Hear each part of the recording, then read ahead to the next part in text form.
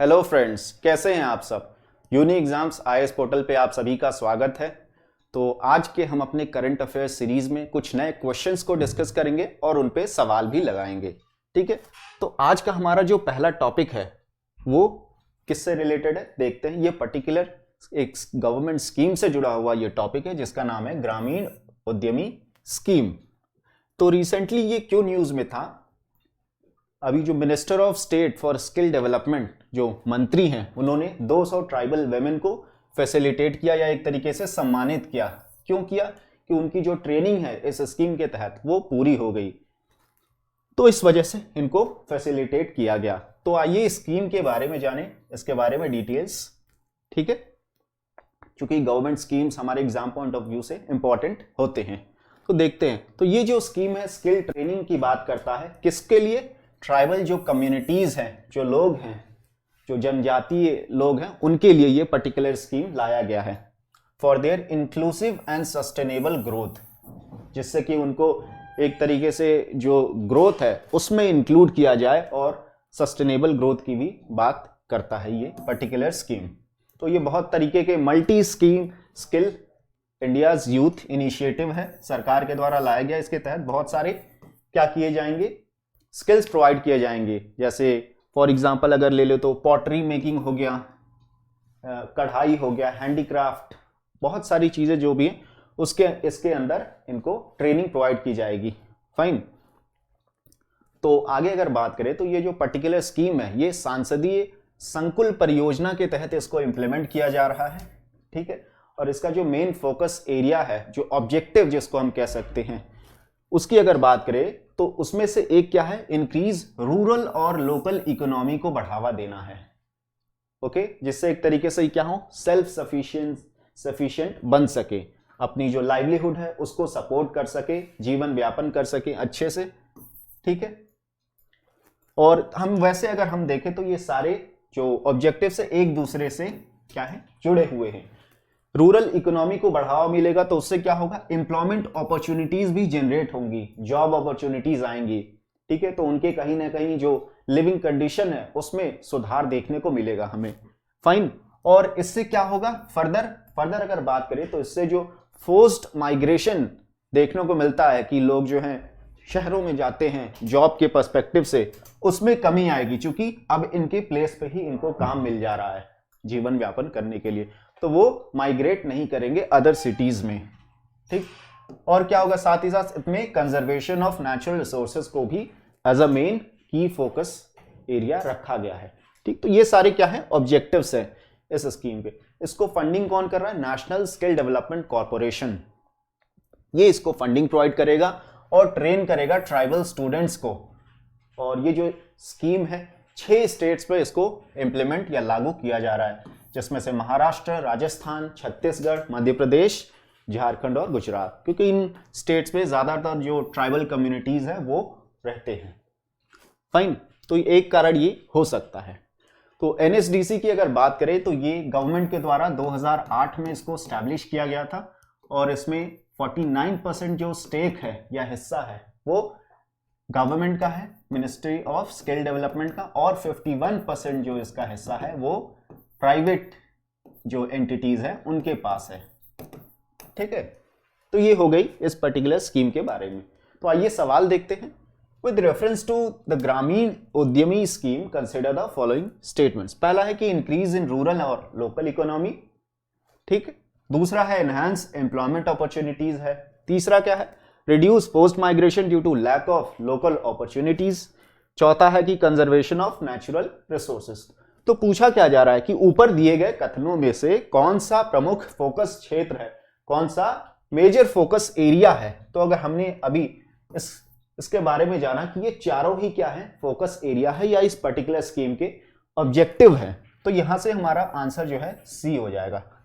1, 2, 3 and 4 सभी क्या है, करेक्ट है। ठीक है, आइए अगले टॉपिक पे बढ़ते हैं। अगला टॉपिक हमारा जो है केवड़ा फ्लावर से रिलेटेड है। जैसा कि आप हेडिंग देख सकते हैं, स्मेल्स लाइक अ फॉर्च्यून। ऐसा क्यों कहा जा रहा है कि केवड़ा फ्लावर जो है इससे ऑयल एक्सट्रैक्ट किया जाता है आफ्टर डिस्टिलेशन प्रोसेस के बाद जो ऑयल एक्सट्रैक्ट होता है उसका जो दाम होता है, रेट होता है, वो काफी ज्यादा होता है। और खासकर से जो गंजाम डिस्ट्रिक्ट है उड़ीसा में, वहां पे ये काफी मात्रा में क्या करते हैं, लोग इसको कल्टीवेट करते हैं। ठीक है, और इसी वजह से गंजाम जो केवड़ा या केवड़ा दोनों ही नामों से इसको जाना जाता है। इसको जीआई टैग भी मिला हुआ है सरकार के द्वारा। ठीक है, यहां पे इस पर्टिकुलर डिस्ट्रिक्ट में। और अगर बात करें कि 1 लीटर अगर ऑयल की बात करें, केवड़ा ऑयल जो एक्सट्रैक्ट होता है केवड़ा फ्लावर से, तो उसका दाम एक तरीके से 5 लाख से 4.5 लाख के बीच में हो सकता है, जो कि काफी महंगा है, हम देख सकते हैं ऐसा। तो इसका फायदा जो है, जो वहां के फार्मर्स हैं उनको इसका बेनिफिट मिलता है। ठीक है, इसी वजह से कहा जा रहा है कि it smells like a Fortune. In farmers के लिए एक तरीके से ये क्या है, काफी ज्यादा मदद करता है उनके लाइवलीहुड में। ठीक है, तो आइए इसके बारे में जाने। इसका जो गंजाम जो केवड़ा है उसका साइंटिफिक नेम क्या है, पेंडेनस फेसिकुलरिस, ये इसका साइंटिफिक नेम है। इसके फूल से जो फ्लावर है उससे ऑयल एक्सट्रैक्ट किया जाता है आफ्टर स्टीम डिस्टिल्ड के प्रोसेस के बाद। ठीक है, और ये जो गंजाम केवड़ा है या गंजाम, ये किससे, ये स्क्रू पाइन प्लांट से जो है इसको एक्सट्रैक्ट किया जाता है। ठीक है, इसके जो फ्लावर्स होते हैं उनसे ऑयल एक्सट्रैक्ट करते हैं हम। फाइन, और ज्यादातर ये कहां पे ग्रो करते हैं, किन एरियाज में करते हैं, तो सी कोस्ट जो है वहां पे, मार्शी प्लेसेस जहां पे एक तरीके से दलदली या पानी वाले जगह हो, फॉरेस्ट ऑफ ट्रॉपिकल और सब ट्रॉपिकल एरियाज। ठीक है, यहां पे इन एरियाज में ये ज्यादातर कल्टीवेट किए जाते हैं या देखने को मिलते हैं, स्पेशली इन एशिया, अफ्रीका और ओशियानिया, इन सभी कॉन्टिनेंट्स में। ठीक, ये आप देख सकते हैं, दिस इज केवड़ा, एक तरीके से क्या है, फ्लावर। तो ये एक तरीके से इसकी जो पत्तियां होती हैं इस पर्टिकुलर पेड़ की, ये ब्रॉड और एलिगेंटली आर्च्ड लीव्स होती हैं, मतलब काफी एक तरीके से देखा जाए तो ये इस शेप की होती है, नोकीली होती है या धनुषाकार एक तरीके से कहें तो। ये एक श्रब है। ठीक है, और ये सेंटर से it extends outward from the centre, मतलब ये जो पेड़ का एक तरीके से सेंटर पॉइंट अगर ये है तो यहां से ये सारी पत्तियां निकलती हैं। फाइन, तो इस तरीके से ये होता है। बट अगर हम टेक्निकली बात करें तो ये पाइन नहीं है, नाम तो इसका स्क्रू पाइन प्लांट है, but it is not a pine, ये ध्यान देने वाली बात है। ठीक है, तो इसका नाम जो पाइन है, टर्म जो है, ये कहां से ओरिजिनेट होता है, इसके जो ब्रांच हैं सिमिलैरिटी की वजह से, जो पाइन ट्री होती है उसकी सिमिलैरिटी कहीं ना कहीं देखने को इसके ब्रांच से या जो पत्तियां उससे मिलती जुलती हैं। ठीक है, तो ये क्या है, पाइन नहीं है, बस इसके नाम में ही पाइन लगा हुआ है। फाइन, तो ये इसके कुछ इंपॉर्टेंट फीचर्स हैं। ओके, जैसे लीफ टाइप की अगर बात करें तो लॉन्ग, नैरो, ब्रॉड लीफ भी देखने को मिलता है कुछ केसेस में। ओके, आइडियल जो टेम्परेचर होता है इसका 24 टू 28 डिग्री सेल्सियस वाले रीजन में ये पाया जाता है। सॉइल टाइप की बात करें तो पीट, क्वार्ट्ज और कोरल सैंड, दैट इज मूंगा रेत, वहां पे ये देखने को मिलता है। फाइन, तो ये सारे और इसके फीचर्स हो गए। सी साइड एरियाज या सी कोस्टल एरिया जो होते हैं वहां पे ये देखने को मिलते हैं।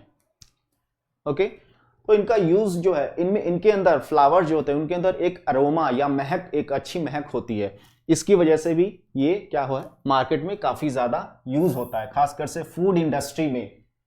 ठीक है, और भी अदर सेक्टर्स में जैसे परफ्यूम्स बनाने के लिए, इसी वजह से इसको जो है वहां से अदर जो सिटीज है या स्टेट्स में भेजा जाता है। खासकर से यूपी की बात करें तो वहां से ऑयल जो है कन्नौज में ले आ जाता है, कन्नौज परफ्यूम के लिए जाना जाता है, जो ट्रेडिशनल परफ्यूम्स है वहां पे बनते हैं। ठीक है, उसके साथ साथ आगरा, कानपुर, दिल्ली इन या मुंबई, इन सभी जगहों पे लाया जाता हो और काफी महंगे रेट में ये बिकता है, समझ रहे हैं, 5 लाख में सिर्फ 1 लीटर, तो आप हिसाब लगा सकते हैं। फाइन, और ये जर्दा जो फ्लेवर टोबैको होता है उसमें भी यूज होता है, और इसके अंदर जो मेडिसिनल प्रॉपर्टी भी है इस प्लांट के, या जो फ्लावर है या तेल जो है उसके अंदर, इस वजह से इसको फार्मास्यूटिकल इंडस्ट्री में भी यूज करते हैं इसको। ठीक है, तरह तरह की दवाइयां बनाने के लिए। फाइन। तो इसके लिए गंजाम जो डिस्ट्रिक्ट है वहां पे एक fragment and flavour development centre की स्थापना की गई है, जो एक तरीके से वहां पे इसको मॉनिटर करता है, इस पर्टिकुलर जो एक तरीके से प्लांट है इससे जुड़ी जो भी चीजें हैं। फाइन। और ये union ministry of micro small और मीडियम एंटरप्राइजेस के तहत आता है। तो इस काम क्या करता है ये बॉडी या ये सेंटर, जो ऑयल मेकर्स हैं उनको ट्रेनिंग प्रोवाइड करता है, उनको हेल्प करता है कैसे मॉडर्न इक्विपमेंट्स कैसे ले या कहां से ले आए, ताकि जो एक तरीके से डिस्टिलेशन यूनिट है वो स्टैब्लिश कर सके। फाइन। तो इन सब चीजों में ये पर्टिकुलर बॉडी जो है इनको हेल्प करता है, मदद देता है। तो आइए सवाल देखते हैं। पहला है कि kewra oil is extracted from the fresh flowers of screw pine plant. ये हमारा बिल्कुल सही है, हमने देख लिया इसको। दूसरा है कि screw pine plant grows along the sea coast and marshy places and forest of subtropical regions, especially कहां पे, एशिया, अफ्रीका और ओशियानिया में। ये भी स्टेटमेंट हमारा बिल्कुल सही है, बात कर चुके हैं। ठीक है, आइए आखिरी देखते हैं। The oil is used in food, flavoured tobacco and pharmaceutical companies. इन सभी जगहों पे इसका इस्तेमाल किया जाता है। ये भी हमारा बिल्कुल ठीक स्टेटमेंट है। तो यहां पे देखा जाए तो सब ठीक ठाक है, तो आंसर हमारा डी हो जाएगा, 1, 2 एंड 3। ओके, तो आइए अगले टॉपिक पे चलते हैं। अगला टॉपिक हमारा यूनाइटेड नेशन एनवायरमेंट जो प्रोग्राम है उसके एक इनिशिएटिव से जुड़ा हुआ ये टॉपिक है। फाइन। जिसको हम नेचर रिस्क प्रोफाइल कह रहे हैं। ये किसके साथ कोलैबोरेशन करके ये इनिशिएटिव यूएनईपी ले आई है, एसएनपी ग्लोबल, जो एक देखे तो ग्लोबली एक क्रेडिट रेटिंग एजेंसी है, इसी के इनिशिएटिव से। और इसी का एक आर्म है जिसको हम बोलते हैं एसएनपी ग्लोबल सस्टेनेबल 1, जो एनवायरमेंट से जुड़े जो टॉपिक है, मुद्दे हैं, उन पे अपने जो व्यूज हैं या जो भी चीजें हैं वो देती हैं, जो एनालिसिस है वो प्रोवाइड करती हैं कंपनीज को। ठीक। तो अगर हम वैसे अगर बात करें तो वर्ल्ड के एटलीस्ट जो half of the world's GDP हमारे नेचर पे डिपेंडेंट होती है। ठीक है, तो एक तरीके से देखें तो इस वजह से जो बायोडाइवर्सिटी लॉस है वो एक तरीके से बढ़ता हुआ क्या है, कंसर्न, बहुत बड़ा कंसर्न बन चुका है आज के टाइम में इस क्लाइमेट चेंज के दौरान। फाइन। तो ये एक बड़ा मुद्दा बन चुका है कि कैसे इस लॉस को, बायोडाइवर्सिटी लॉस को कम किया जाए। ठीक है, तो इसको जो नेचर रिस्क प्रोफाइल है इसको रिसेंटली कहां पे रिलीज किया गया, वर्ल्ड इकोनॉमिक फोरम 2023 का एक तरीके से जो अभी ग्लोबल रिस्क रिपोर्ट है उसमें बायोडाइवर्सिटी लॉस को fourth most severe global risk बताया जा रहा है इन द नेक्स्ट डेकेड। जो अगले 10 साल में ये चौथे नंबर पे सबसे बड़ा मुद्दा बनेगा। फाइन। तो इस वजह से क्या है, मार्केट पार्टिसिपेंट्स जो कंपनीज हैं या इन्वेस्टर्स हैं उनको चाहिए, they need credible quantitative approach, उनको जो है इंप्लीमेंट करना पड़ेगा अपने कंपनीज या जिन भी चीज़ों में वो फील्ड में काम कर रहे हैं, जिससे कि जो उनका इम्पैक्ट है, उनके काम का जो इम्पैक्ट है बायोडाइवर्सिटी पे क्या इम्पैक्ट पड़ रहा है या किस तरीके से वो नेचर पे डिपेंडेंट हैं अपने बिजनेस को ग्रो करने के लिए, उस पे एक तरीके से ही क्या करेगा, इनसाइट प्रोवाइड करेगा। फाइन। जिससे कि एक पॉलिसी तैयार किया जा सके या प्लानिंग की जा सके, so that we can mitigate the risk, जो रिस्क है उसको कम किया जा सके। फाइन। और एडवांस नेचर पॉजिटिव आउटकम्स, मतलब जो एनवायरमेंट हमारा नेचर है उसको जो है हम बेहतर बना सके, इंप्रूव कर सके, डिग्रेड होने से बचा सके। फाइन। एक तरीके से सस्टेनेबल डेवलपमेंट की बात की जा रही है जो एसडीजी गोल में भी देखने को मिलता है। ओके, तो ये सारी चीजें हैं। तो इट विल एनेबल जो इन्वेस्टर्स और कंपनीज है उसको हेल्प करेगा टू आइडेंटिफाई एंड क्वांटिफाई जो नेचर रिलेटेड एक्सपोजर है वो किस तरीके से, जैसा हमने कहा कि किस तरीके से वो नेचर पे अपने काम के लिए डिपेंडेंट है और उनके काम से नेचर या बायोडाइवर्सिटी पे क्या इफेक्ट पड़ रहा है, क्या कॉन्सिक्वेंसेस देखने को हो रहे हैं। अगर वो नेगेटिव कॉन्सिक्वेंसेस हैं तो उन पे काम करने की जरूरत है कंपनीज को। तो यही इनसाइट ये प्रोवाइड करेगा एक तरीके से। फाइन। और ये किस पे बेस्ड है, कन्मिंग मॉन्ट्रियल जो ग्लोबल बायोडाइवर्सिटी फ्रेमवर्क है जो अभी जो UNCBD है, convention on biological diversity, COP15 meeting जो हुई थी CBD की, उसके तहत ये फ्रेमवर्क लाया गया था। और ये जो नेचर रिस्क प्रोफाइल है वो इसी पे एक तरीके से इसी को बेस बना के तैयार किया गया है। तो की एरियाज की अगर बात करें, की areas arising from companies impacts on biodiversity, ये एरियाज हो गए। Risk arising from companies dependencies on, वही चीजें हैं, ठीक है, जो हम पहले ही डिस्कस कर चुके हैं। फाइन, तो आइए सवाल देखते हैं फिर हम कि with reference to nature risk profile consider the following statements. पहला है initiative has been launched by UNFCCC and S&P global. इस स्टेटमेंट की बात करें तो ये क्या है, इनकरेक्ट है। क्यों? क्योंकि यहां पे UNEP है, यूनाइटेड नेशंस एनवायरमेंट प्रोग्राम है। सही बात। तो दूसरा है कि it is a new methodology for analysing companies impacts and dependencies on nature. बिल्कुल ठीक बात है। फाइन। तीसरा है कि the methodology is based on Kunming Montreal global biodiversity framework. ये भी हमारा बिल्कुल सही स्टेटमेंट है। ठीक है, तो यहां से जो हमारा आंसर चूंकि करेक्ट पूछा जा रहा है, तो 2 और 3 that is C will be our answer. ठीक है, ये हमारा उत्तर होगा। आइए अगले टॉपिक पे चलते। अगला टॉपिक हमारा जो तराई है, उसने टेलीकॉम जो बॉडी, रेगुलेटरी बॉडी है, उसने एक प्रपोजल रिलीज किया है जिसपे लोगों के जो टेलीकॉम कंपनीज हो गए उनके कमेंट्स जो है मांगे हैं। Fine, based on caller name presentation, CNAP जिसको बोला जा रहा है, इस पर्टिकुलर चीज से रिलेटेड। ठीक है, तो ये बेसिकली क्या है, इसके बारे में अगर हम बात करें तो ये एक टेलीफोन का फीचर है जिसको लाने की बात की जा रही है telecom regulatory authority of India के द्वारा। तो ये क्या करेगा, एक तरीके से जब भी फोन कॉल आएंगे आपको, तो it will display name of the caller, जो कॉलर का नाम है वो आपके फोन पे डिस्प्ले होगा। फाइन, जो डिस्प्ले स्क्रीन है आपकी। तो एक तरीके से ये जो डेटा है वो कहां से लिया जाएगा, it is based on the information contained in जो कॉलर आईडी डेटा बैंक है, वहां से डेटा एक्सट्रैक्ट करेगा और आपके स्क्रीन पे दिखाएगा वो। ठीक है, तो जैसा कि अगर डायग्राम के साथ आपको दिखाएं तो कॉलर नेम प्रेजेंटेशन क्या है, पहले अभी करंटली क्या होता है, अगर किसी अननोन नंबर से आपको कॉल आता है तो वहां पे सिर्फ और सिर्फ आपको नंबर शो होते हैं, ना कि उसका नाम। तो ये अब क्या होगा, इस पर्टिकुलर जो कॉलर नेम प्रेजेंटेशन की बात हो रही, अब यहाँ पे आपको कोई भी अगर कॉल करता है, भले ही आपके फोन पे उसका नंबर सेव हो या ना हो, आपको उसका नाम शो करेगा। ठीक है, यहाँ पे जैसे आप देख सकते हैं। तो ये बदलाव लाने की बात कर रहा है कौन, telecom regulatory authority of India. But जो कंपनीज हैं, जो एक तरीके से टेलीकॉम कंपनीज हैं, एयरटेल, वोडाफोन, ये इस चीज को मतलब मना कर रही हैं या इसको सपोर्ट नहीं कर रही हैं। क्यों? बिकॉज ऑफ कि प्राइवेसी जो कंसर्न्स हैं उसकी वजह से इसको वो इंप्लीमेंट या लागू नहीं करना चाहती जो कंपनियां हैं। फाइन, तो बेसिक आइडिया की अगर बात करें कॉलर नेम प्रेजेंटेशन की, तो if people are aware of the person who is calling, मतलब अगर उनको अगर पता चल जाए कि किसका फोन आ रहा है, तो वो उस हिसाब से एक अपना खुद का एक इन्फॉर्म डिसीजन ले सकते कि मुझे कॉल पिक करना है या नहीं करना है। ठीक है, अगर नहीं करना है तो वो नहीं करेंगे।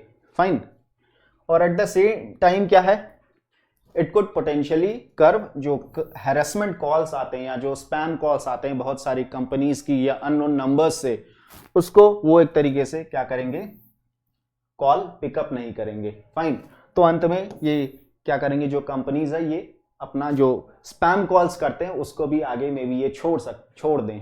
तो ये इसका एक क्या है, पॉजिटिव साइड है। तो ज्यादातर बिजनेस एनवायरनमेंट में इसको यूज किया जा सकता है। ठीक है, क्योंकि बिजनेस में क्या होता है, टाइम इज वेरी इंपॉर्टेंट, तो हर किसी को जवाब देना क्या है, पॉसिबल नहीं होता, बिकॉज टाइम के कंस्ट्रेंट होते हैं वहां पे। तो उस हिसाब से अपना डिसीजन ले सकते हैं कि कॉल पिकअप करना है या नहीं करना है। फाइन, तो ये अगर नॉर्मली बात करें तो अब जो मॉडर्न फोन्स आ रहे हैं सब में ये इसको लागू किया जा सकता है, सब में वो टेक्नोलॉजी है। फाइन, तो जो टेलीकॉम कंपनीज हैं जैसे एयरटेल, वोडाफोन, उस इस पर्टिकुलर जो फीचर है उसको एज अ सर्विस भी प्रोवाइड कर सकती है या ला सकती है। अभी अगर करंट सिचुएशन में बात करें तो ट्रू कॉलर भी इसी तरीके से काम करता है, जो आप देखते हैं, अगर आपने इंस्टॉल किया होगा तो अगर किसी अननोन नंबर से कॉल आता है तो आपको एक तरीके से उसका नाम या शो हो जाता है, फाइन। बट यहाँ पे डिफरेंस क्या है कि ये थर्ड पार्टी एप्स होते हैं, ये आपको जो टेलीकॉम कंपनीज है उनके द्वारा ये फैसिलिटी नहीं प्रोवाइड की जाती। ओके, ये थर्ड पार्टी कंपनीज हैं जो डेटा कहां से उठाते हैं, क्राउड सोर्स डेटा, लोगों से ये डेटा उठाते हैं और आपको उसके बेसिस पर इंफॉर्मेशन देते हैं। बट करेंटली ऐसा किसी टेलीकॉम, जो इंडिया में किसी टेलीकॉम कंपनीज ने ये फीचर या सर्विस प्रोवाइड नहीं करती और आगे भी वो अभी की करंट सिचुएशन की बात करते तो प्रोवाइड नहीं करना चाहते बिकॉज ऑफ सिक्योरिटी रीजंस या प्राइवेसी कंसर्न की वजह से। ठीक है, वैसे तो ये अचंभा वाली बात है कि जो प्राइवेट कंपनीज हैं वो प्राइवेसी कंसर्न की बात कर रही हैं, फाइन। तो आइए सवाल देखते हैं। Consider the following statements regarding caller name presentation. पहला है कि CNAP क्या है, टेलीफोन फीचर है that displays name of the caller on the phone's display screen. बिल्कुल सही बात है, सिंपल सी चीज है। दूसरा है कि telecom operators in India have agreed to integrate the new feature in their services. ये क्या है, स्टेटमेंट हमारा इनकरेक्ट है क्योंकि ये तैयार नहीं हो रहे हैं, जो टेलीकॉम ऑपरेटर्स है इंडिया में वो इसके लिए राजी नहीं है अभी फिलहाल की बात की जाए तो, इस वजह से ये हमारा जो है इनकरेक्ट हो जाएगा और आंसर हो जाएगा A, that is only 1 will be our correct answer. ठीक है, तो आइए अगले टॉपिक की ओर चलते हैं। अगला टॉपिक हमारा एक पर्टिकुलर जो गवर्नमेंट के स्कीम से जुड़ा हुआ है जिसका नाम है प्रसाद स्कीम। ये मिनिस्ट्री ऑफ टूरिज्म के द्वारा लाया गया था 2015 फाइनेंशियल ईयर 2014-15 में ये लाया गया था।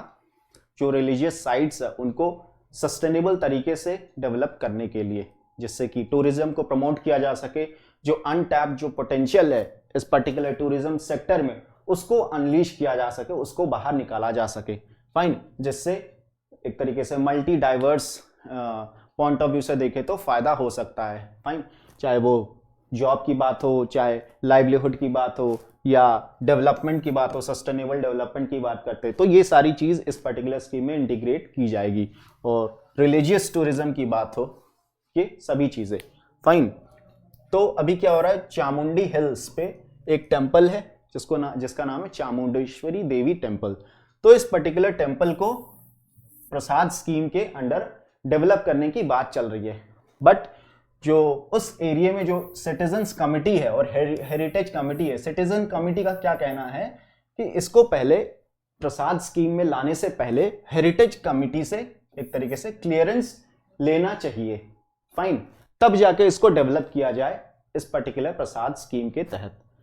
तो चामुंडेश्वरी देवी टेम्पल की बात करें तो ये चामुंडी हिल्स जो है उसके टॉप पे ये टेम्पल सिचुएटेड है और सी लेवल से बात करें तो ये 3400 मतलब 90 फीट लगभग क्या है ऊपर लोकेटेड है और ये मैसूरू में है, कर्नाटका डिस्ट्रिक्ट में, 13 kilometre from Mysuru district city. ठीक है, तो जो प्रसाद स्कीम है इसका नाम क्या है, pilgrimage rejuvenation and spiritual heritage augmentation drive.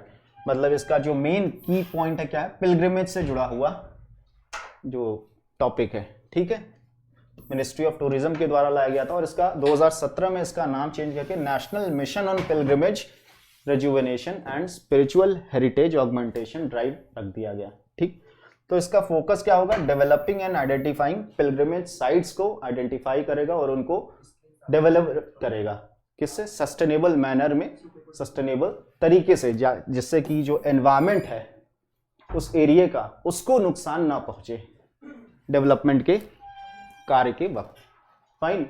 तो एक तरीके से इट विल इंटीग्रेट डेस्टिनेशंस, कई सारे डेस्टिनेशंस को इंटीग्रेट करेगा, प्रायोरिटाइज करेगा, प्रॉपर प्लानिंग के तहत सस्टेनेबल तरीके से उनको डेवलप करेगा, उनको तैयार करेगा, जिससे कि लोगों को एक कंप्लीट और एक अच्छा बेहतर रिलीजियस एक्सपीरियंस या टूरिज्म का एक्सपीरियंस मिल सके, फाइन। जिससे कि एक तरीके से देखें तो दोनों चीजें सॉल्व हो जाएं। पहला तो रिलीजियस पिलग्रिमेज भी हो जाएगा लोगों का और साथ साथ एक तरीके से घूमना या टूरिज्म भी पॉसिबल हो जाएगा। और चूंकि हम इंडिया में ये और ज़्यादा इंपॉर्टेंट हो जाता है, क्योंकि इंडिया में अगर हम बात करें तो टूरिज्म और जो रिलीजियस पिलग्रिमेज है काफ़ी एक दूसरे से काफ़ी ज़्यादा क्या करते हैं, मैच करते हैं या काफ़ी एक दूसरे के इंटीग्रेटेड हैं या इनडिस्पेंसिबल हैं एक दूसरे के बिना। क्योंकि हर कोई जो है पिलग्रिमेज के लिए जो है कहीं ना कहीं मंदिरों में या किसी साइट पे जाता है, जैसे वैष्णो देवी टेम्पल या साउथ से नॉर्थ तक लोग जाते हैं, फाइन, तो बहुत ज़्यादा ट्रैवल करते हैं, इस वजह से ये इंपॉर्टेंट हो जाता है। तो यहाँ पे जो ग्रोथ ऑफ डोमेस्टिक टूरिज्म है उसको और बूस्ट मिलेगा इससे, इस पर्टिकुलर स्कीम से, फाइन।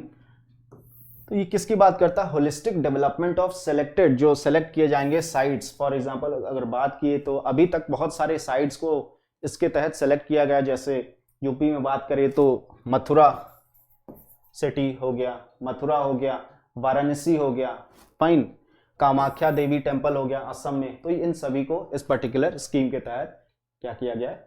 जोड़ा गया है, ठीक है। तो इम्प्लीमेंटिंग एजेंसी की बात करें तो जो भी कॉरेस्पॉन्डिंग स्टेट हो गई या यूनियन टेरिटरी होगी, वो इस पर्टिकुलर स्कीम को क्या करेंगी? इम्प्लीमेंट करेंगी थ्रू द हेल्प ऑफ जो डेजिग्नेटेड एजेंसीज होंगी उनके द्वारा, फाइन। वैसे ये क्या है? सेंट्रल सेक्टर स्कीम है एक, ओके।